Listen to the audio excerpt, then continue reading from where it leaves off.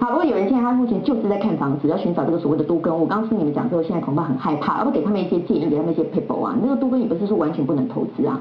那我们先请这个玉婷。其实都更的黄金屋有几个，你要先看我们自己的房子或社区，它的容积率比是多少？对，至少啊，我们在想至少300%啦。就是差不多在住室以上，对，你的容积差不多300%以上到这个条件。225事实上已经差不多3楼，225是住3嘛？对，3楼4楼。那如果你要更好的优渥条件，差不多要300%。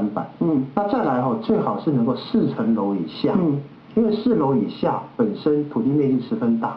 那你房子也要在30年以上。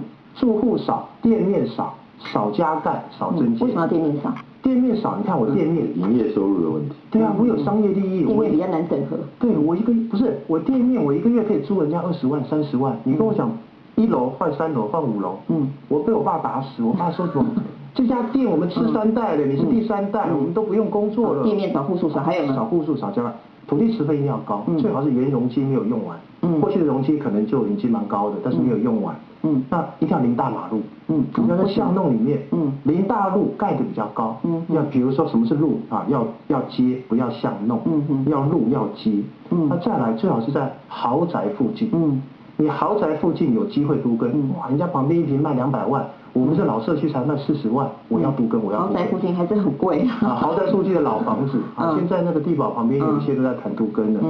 那还有你一定要500坪以上，原则上500坪以上完整接廓，政府是规定605坪啊，一定要完整的接廓。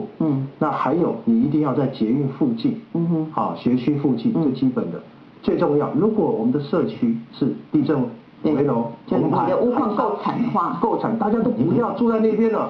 那真的是黄金屋，大家冲出来签约。如果没有的话就很难5户以内的地主户，随便就是超过5户。大权你怎么看？